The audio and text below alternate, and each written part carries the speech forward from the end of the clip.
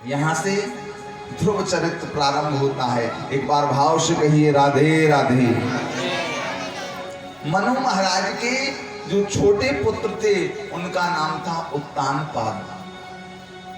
उनका क्या नाम था? उत्तानपाद। उत्तानपाद का मतलब क्या है? उत ऊर्ध्वौ पादौ स उत्तानपादः, जिसके गर्भ के समय सिर ऊपर नीचे को रहे और पैर ऊपर को हो, वह उत्तानपाद है। कथा बड़े गौर से सुनना और समझना। हम आप सभी उत्तानपाद हैं। तो उत्तानपाद महाराज थे, उनकी पत्नी का नाम था सुनीति। सुनीति का मतलब अच्छी नीति। लेकिन सुनीति किसी को अच्छी नहीं लगती, लोगों को सुनीति अच्छी नहीं लगती। एक दिन राजा उत्तानपाद भ्रमण करने के लिए गांव में घूमने को निकले। जैसे ही घूमने को गए तो राजा उत्तानपाद के लिए एक सुंदर कन्या दिखी। उसका नाम था सुरुचि। आज राजा उत्तानपाद ने उसके साथ शादी कर ली। कथा बड़ी गौर से सुनना। सुनीति का मतलब अच्छी नीति और सुरुचि का मतलब अपनी इच्छा वाली नीति। तो लोगों को शास्त्रों की नीति की बात अच्छी नहीं लगती। लोगों को क्या अच्छा लगता है? सुरुचि, कि हम जो कह रहे, हम जो कर रहे वह सबसे अच्छा है। जबकि सुनीति अच्छी होती है। लेकिन राजा उत्तानपाद सुनीति से जो शादी की थी उनको तो त्याग दिया और अपने घर में सुरुचि को रख लिया। यानी अब जो नीति की बात है वह नहीं करते, अभी अपनी मनमर्जी की इच्छा की बात करती। एक दिन राजा उत्तानपाद सिंहासन पर विराजमान है। एकदा सुरुचे पुत्रो अंकयारोप लालयन् उत्तमं नारुरुक्षन्तं ध्रुवं राजाभिनन्दतो। एक दिन राजा उत्तानपाद सिंहासन पर बैठे हुए हैं।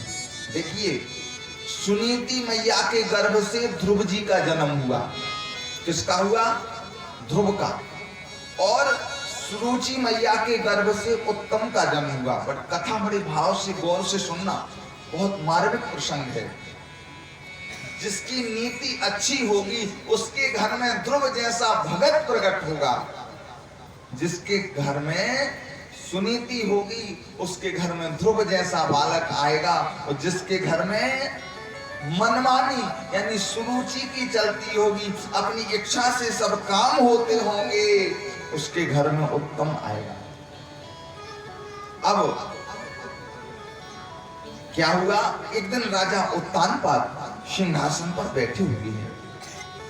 तो सुरुचि मैया का बेटा उत्तम पिताजी की गोद में जाकर के बैठ गया।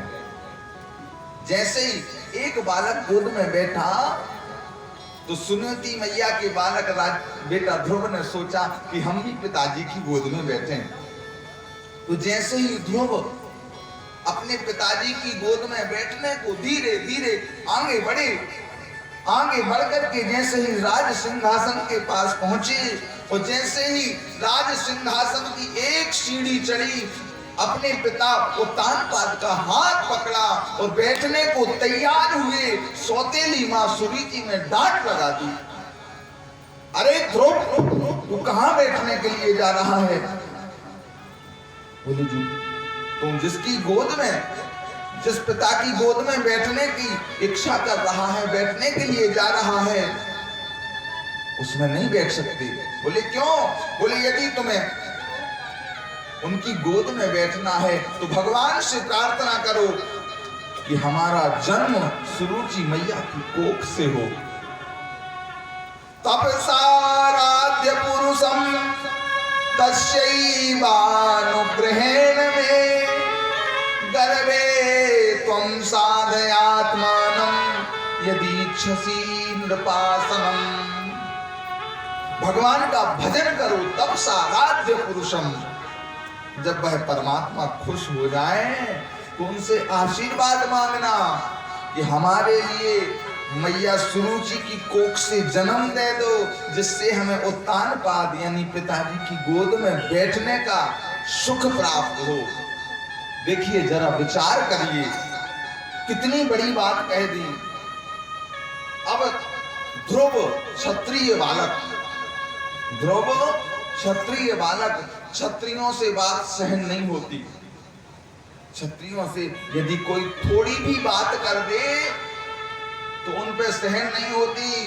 राजा ध्रुव जैसे काले नाग को, काले सर्प को एक डंडा मार दो तो वो ऊंची ऊंची सांस भरने लगता है, ऐसे ही राजा ध्रुव क्रोध से तमतमा उठे। छोटे से बालक हैं लेकिन कुछ बोल नहीं पाए, रोते रोते अपनी मैया सुनीति के पास गए।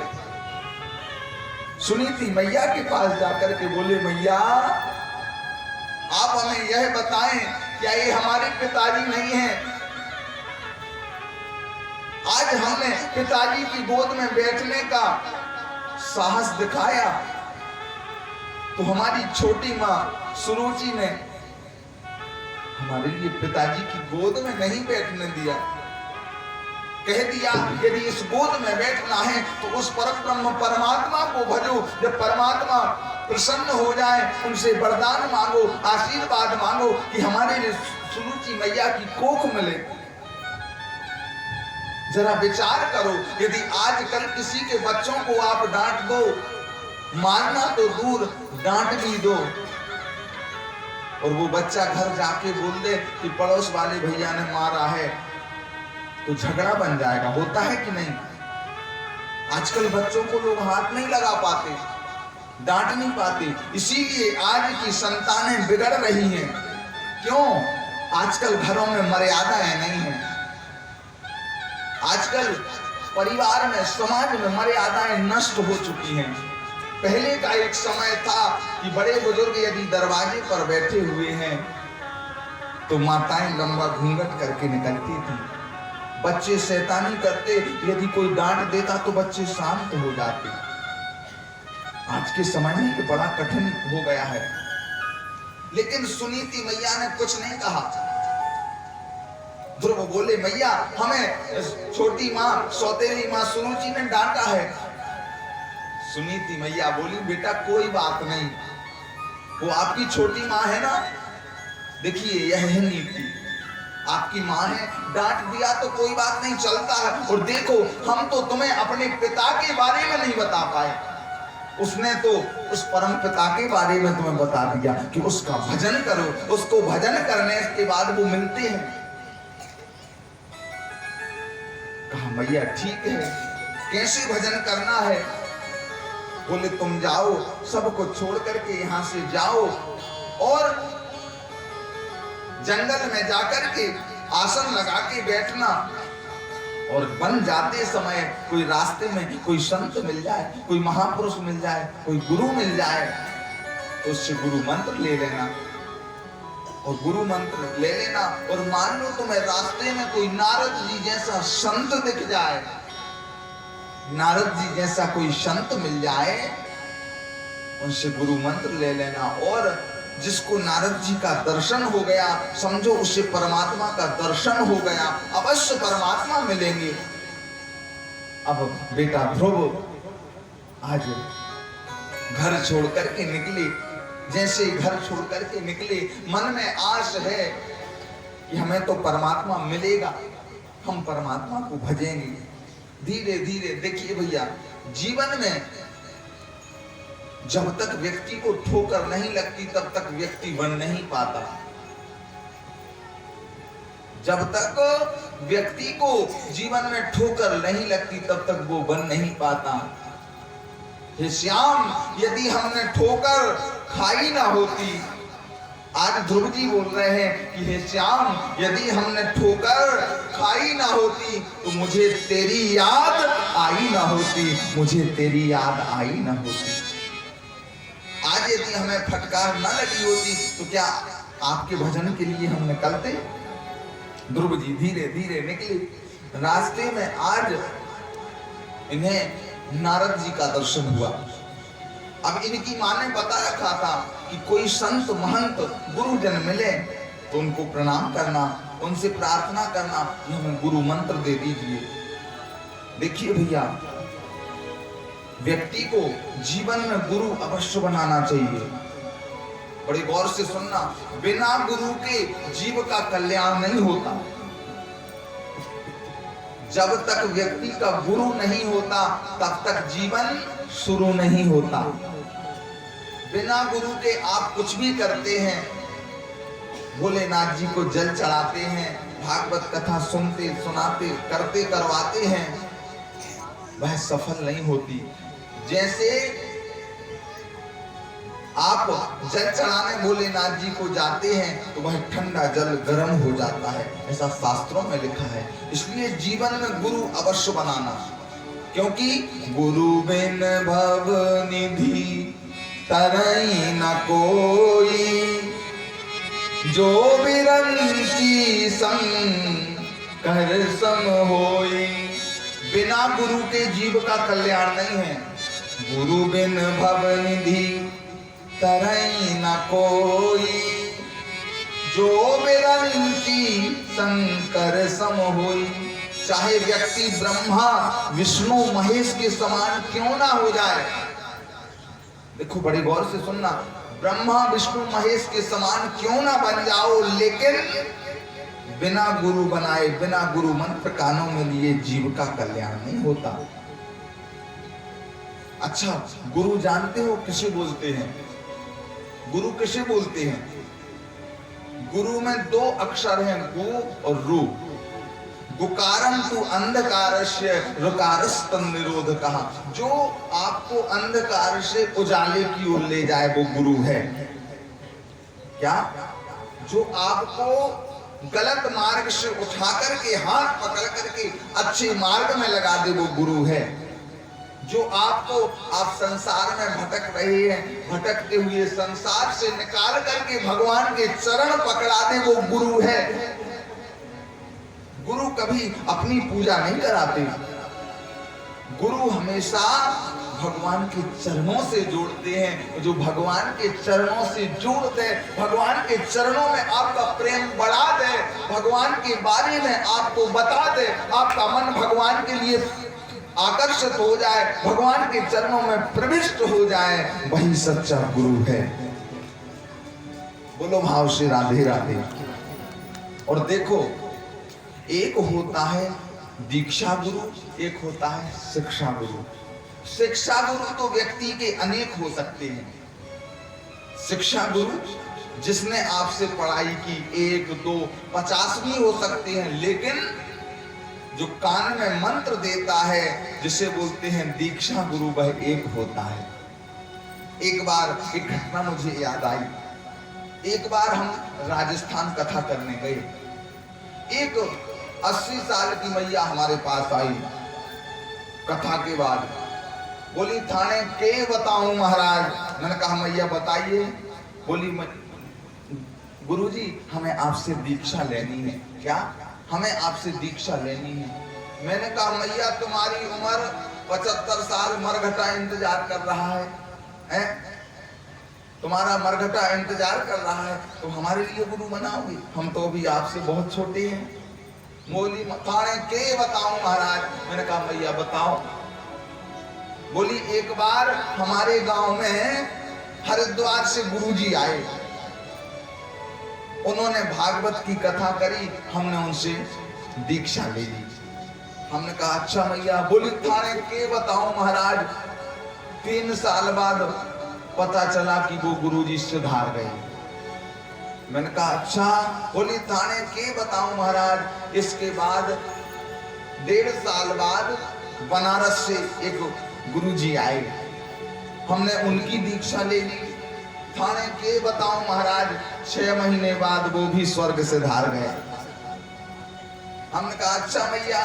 बोली, थाने के बताऊं हमारे गांव में फिर से कथा हुई, अयोध्या जी से कोई गुरुजी आए और वो 3 महीने में स्वर्ग से धार गए, और अब आप वृंदावन से आए हैं। मैंने कहा मैया अभी मेरी उम्र छोटी है, बहुत कथाएं करना है, बहुत धर्म का प्रचार करना है। बोलो राधे राधे। तो कहने का तात्पर्य गुरु कोई कपड़ा नहीं है, गुरु कोई वस्त्र नहीं है कि ये लाल वाला अच्छा नहीं लगा तो पीला वाला पहन लो, और पीला वाला अच्छा नहीं लगा तो सफेद वाला पहन लो। गुरु तो जीवन में एक होना चाहिए। तो कान में मंत्र देते हैं, वो गुरु अपने जीवन में एक बार बनाइए, क्योंकि यदि गुरुजी नहीं भी हैं तो गुरुजी ने जो आपके कान में मंत्र दिया है तो उस मंत्र को आप जपते रहिए, वही मंत्र आपका कल्याण कर देगा। अच्छा, कल्याण किससे होता है? भगवान के नाम से होता कि नहीं होता? क्यों बाबूजी? कल्याण तो भगवान के नाम से होता है, फिर गुरु बनाने की क्या आवश्यकता है? बोलो भाव से राधे राधे। अभी आवाज नहीं आई, दोनों हाथ उठा करके बोलिए। अरे सब लोग एक साथ बोलिए, राधे राधे। कल्याण तो भगवान के नाम से होता है, लेकिन गुरु बनाने की क्या जरूरत? और गुरु भी बनाओ तो गुरु भगवान का नाम ही तो कानों में देते हैं। देखिए, जैसे आपके पास बंदूक है और खाली बंदूक आप चलाएंगे तो उससे कुछ होगा क्या? उसमें पहले छर्रा डालना पड़ेगा, जो एक कारतूस क्या बोलते हैं हमें तो पता नहीं, वो डालना पड़ेगा। जब उसमें वो कारतूस होगा तब आप चलाओगे, तब वो फायर होगा। होगा कि नहीं होगा? इसी प्रकार कल्याण तो भगवान के नाम से होता है, लेकिन ये बंदूक खाली होती है, ये शरीर अपवित्र होता है। गुरुजी सबसे पहले इस शरीर को पवित्र करते हैं, तो पवित्र करने के बाद कान में भगवान के नाम का मंत्र देते हैं और फिर कहते हैं इस मंत्र को खूब जपना। जब इस मंत्र को खूब जपोगे तो इसी मंत्र से तुम्हारा कल्याण हो जाएगा, इसी मंत्र से तुम्हारा कल्याण हो जाएगा। इसीलिए गुरु बनाए जाते हैं। आज नारद जी, आज ध्रुव जी के लिए श्री नारद जी का दर्शन हुआ। जैसे ही नारद जी का दर्शन हुआ तो ध्रुव जी ने हाथ जोड़ करके चरणों में प्रणाम किया, साष्टांग प्रणाम किया। अच्छा, प्रणाम किसे बोलते हैं? प्रणाम किसको किया जाता है और प्रणाम कैसे किया जाता है? देखिए, प्रणाम ऐसे नहीं कि एक हाथ से ऐसे कर लिया, बहुत से लोग करते हैं ना, और कई लोगों को तो मैंने देखा घोंटू तक हाथ ले जाएंगे और अपने यहां तक लाएंगे। ये क्या हुआ? ऐसे कई लोग तो थोड़ा सा ऐसा कर लेंगे। बोलो राधे राधे। ये प्रणाम नहीं है। प्रणाम हमेशा सिर रख के किया जाता है। सिर आपका जब नीचे झुक जाए उसे प्रणाम बोलते हैं, और प्रणाम सभी को नहीं किया जाता। प्रणाम अपने माता पिता को किया जाता है। ये मत्था माता पिता के चरणों में रखना पड़ता है, और प्रणाम हमेशा भगवान के चरणों में किया जाता है। भगवान के सामने ये मत्था झुकना चाहिए। प्रणाम हमेशा गौ माता के चरणों में झुकना चाहिए, और प्रणाम हमेशा, ये मत्था हमेशा गुरुजनों के चरणों में झुकना चाहिए। बोलो राधे राधे। बल्कि आज के समय में लोग ये मत्थे को न भगवान के चरणों में, न गाय के चरणों में, न गुरुओं के, न माता पिता के चरणों में टेकते हैं। ये सांसारिक लोगों के में, अफसरों के में, नेता लोगों के में, उनके चरणों में मत्था टेकते हैं। इसीलिए तो बुद्धि खराब होती है लोगों की। और हमेशा सुबह उठ करके अपने माता पिता को प्रणाम करो। तो आज ध्रुव जी ने प्रणाम किया, साष्टांग प्रणाम किया। जैसे ही ध्रुव जी ने प्रणाम किया तो नारद जी ने आज ध्रुव जी को उठा लिया। बोले बेटा तुम कहाँ जा रहे हो? ध्रुव जी बोले भगवान हम भगवान को प्राप्त करने के लिए जा रहे हैं, हमें उनका दर्शन करना है, उनके दर्शन के लिए निकले हैं। नारद जी बोले आप कहाँ जाओगे? ध्रुव जी बोले हम जंगल जाएंगे। कहा जंगल में जाने के बाद क्या होगा? बोले जंगल में भगवान मिलेगा। बोले जंगल में भगवान नहीं मिलता। जंगल में कौन मिलता है? शेर भालू मिलते हैं, वो आपको खा जाएंगे। आपकी उम्र 5 वर्ष है, ध्रुव जी बोले, भगवान मेरी माँ ने कहा था कोई संत कोई गुरु मिल जाए तो समझो भगवान का दर्शन हो जाएगा, आप कौन हैं? नारद जी बोले, मेरा नाम नारद है। बोले, ओहो, मेरी माँ ने कहा था यदि नारद का दर्शन हो जाए तो समझो भगवान अवश्य मिलेगा, आप हमारे कान में मंत्र दीजिए, हम आपको गुरु बनाना चाहते हैं। तो आज नारद जी ने ध्रुव के कानों में मंत्र दिया, ओम नमो भगवते वासुदेवाय, ओम नमो भगवते वासुदेवाय। आज नारद जी ने ध्रुव के कानों में ये मंत्र दे दिया कि इस मंत्र को जपना, आप इस मंत्र को जपोगे तो इसी मंत्र के प्रभाव से परमात्मा मिलेगा। ध्रुव जी ने कहा ठीक है। ध्रुव जी वहां से धीरे धीरे आगे बढ़े, आगे बढ़कर के वृंदावन की भूमि गए। वृंदावन में एक स्थान है मधुबन। मधुबन में जाकर के सबसे पहले जमुना जी में स्नान किया। स्नान करने के बाद मधुबन के किनारे, जमुना जी के किनारे आसन को बिछाया और हाथ में माला लेकर के भजन करने लगे। ओम नमो भगवते वासुदेवाय। देखिए, भगवान को प्राप्त करना है, भगवान का दर्शन करना है तो जमुना जी के किनारे यदि भजन करोगे तो भगवान मिलेगा। यदि आपको मुक्त होना है, मुक्ति प्राप्त करना है तो गंगा जी में स्नान करोगे तो मुक्त हो जाओगे। और यदि आपको वैराग्य धारण करना है तो श्री नर्मदा मैया के दर्शन करोगे, आप नर्मदा मैया के किनारे जाओगे तो वहां पर आपको वैराग्य की प्राप्ति होगी। गंगा मैया मुक्तिदायिनी, जमुना मैया भक्ति प्रदायिनी और श्री नर्मदा मैया वैराग्य प्रदायिनी है। आज ध्रुव जी गए और ध्रुव जी जमुना किनारे मधुबन में भजन करने लगे।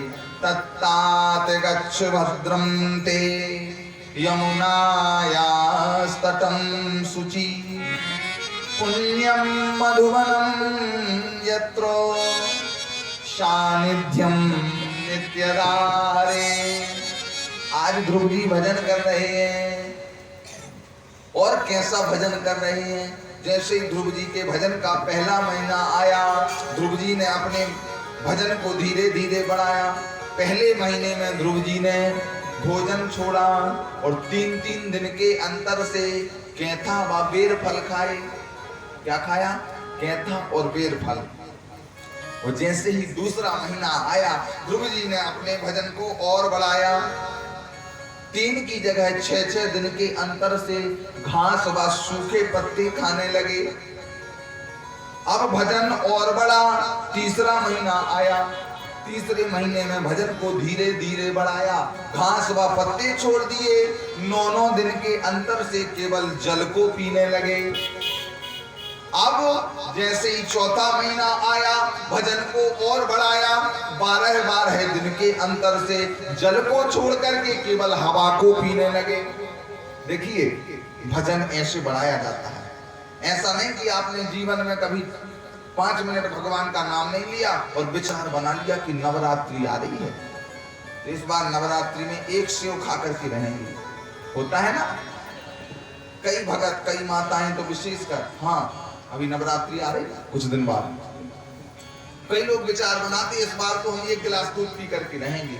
तो 9 दिन तक तो जैसे तैसे दूध पी करके रहते हैं और जैसे 11वां दिन आता है, 10वां 11वां दिन फिर लगती हैं बोतलें। होता है ना, क्योंकि शरीर में कमी आ जाती है। तो कहने का मतलब ऐसे भजन मत करो कि कभी आप भूखे रहे नहीं और सीधे निराहार हो जाओ। हाँ, भजन को धीरे धीरे बढ़ाओ। पहले आप एक टाइम फलाहार, एक टाइम भोजन करो। धीरे धीरे जब आपका भजन बढ़ जाए तो दोनों टाइम फलाहार करो। तो जब और आपकी साधना शक्ति बढ़ जाए तो धीरे धीरे एक टाइम फलाहार करके रहो। तो जब और साधना बढ़ जाए तब आप फल में रहो, तब तो आपको कुछ नहीं होगा। जैसे हमारे जो भाभी जी हैं, श्रीमती सुनीता जी, इनका मैंने देखा ये जब तक पूजन नहीं कर लेती जल ग्रहण नहीं करती। आज ठाकुर जी की प्रतिष्ठा हुई, यहाँ पर मंदिर में ठाकुर जी पधराए गए, तो ठाकुर जी जब 1:30 बजे 1 बजे पधरा करके पंडित जी लोग फ्री हुए, तब जाकर के इन्होंने चाय पी है। बोलो राधे राधे। मतलब सुबह से कुछ नहीं, इसे बोलते हैं साधना। और उसी साधना का ये परिणाम होता है कि ऐसे मंदिर, ऐसे सत्संग, ऐसी कथा प्राप्त होती है। नहीं तो ये धर्म करना कोई साधारण नहीं है। बोलो भाव से राधे राधे। हाँ, हम इनकी प्रशंसा नहीं कर रहे, लेकिन दुनिया में आप मकान बना लोगे, आप गृहस्थी में 4 व्हीलर खरीद लोगे, आप बढ़िया जमीन जायदाद खरीद लोगे, बच्चे को विदेश पढ़ा लोगे, लाखों रुपए बच्चों के ऐशाराम में खर्च कर दोगे, लेकिन घर में भागवत कराना, घर में सत्संग करना, घर में मंदिर बनवाना, घर में अनुष्ठान करवाना, ये बहुत कठिन होता है। जब तक आपका भजन प्रबल नहीं होगा, तब तक आपके घर में भागवत कथा अनुष्ठान हो नहीं सकता। तो साधना को करें, साधना बढ़ाएं। जब आप साधना बढ़ाएंगे तभी प्रभु कृपा करेंगे।